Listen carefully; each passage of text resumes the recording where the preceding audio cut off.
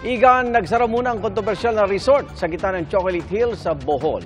At kanselado na rin ang kanilang permit to operate. Gitna lokal na pamahalaan, ngayon lang nila nalaman na may closure order ang DENR na noong 2023 pa umano in-issue. Saksi, si Maki Pulido. 2019 pa o bago pa ang COVID pandemic, operational na ang Captain's Peak Resort sa gitna ng Chocolate Hills sa Bohol.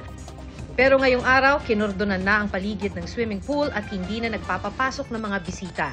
Kinansela na rin ng Sagbayan LGU ang kanilang permit to operate nang malamang may naka-issue ng temporary closure order mula sa DENR. Sabi sa pahayag ng DENR kahapon, September 6, 2023 sila nag-issue ng utos na ito. At noong January 22, 2024 naman, nag-issue sila ng notice of violation dahil nag-operate ang resort ng walang Environmental Compliance Certificate o ECC.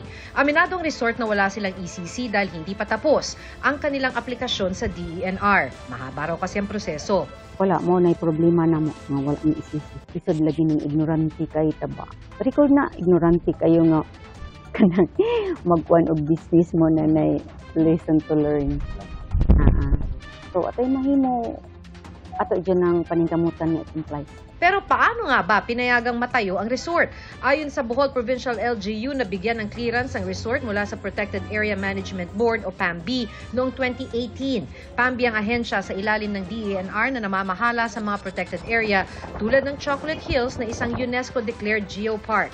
Dahil sa PAMB clearance, wala raw nagawa ang Sagbayan LGU kundi mag-issue ng building permit. It is presumed to be regular kasi nagsumula yan sa ibaba sa ibaba. So, meron namang PAMB resolution na kahit na ito isang protected area, meron namang tinatawag na multiple use zone. Ang Provincial LGU naman humingi raw ng aksyon mula sa DENR noong August 2023 matapos ang investigasyon ng kanilang sangguniang panlalawigan.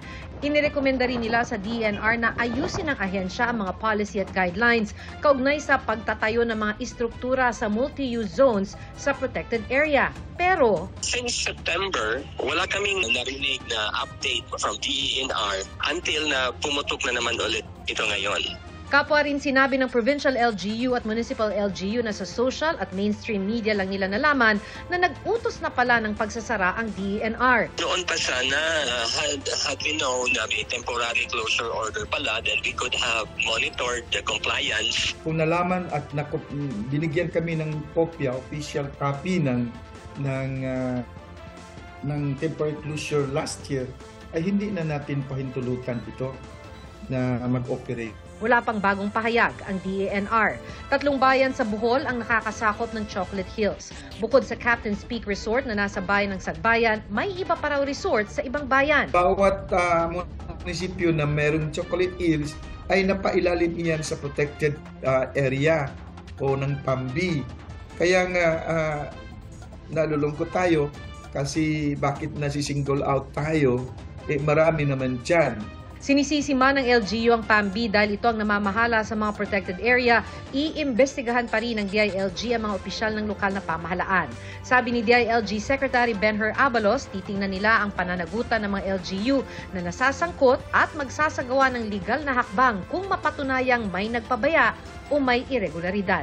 Maghahain ng resolusyon ng Senate Committee on Environment, Natural Resources and Climate Change para malaman kung paano na itayo ang resort sa Chocolate Hills. Ayon kay Senator Cynthia Villar.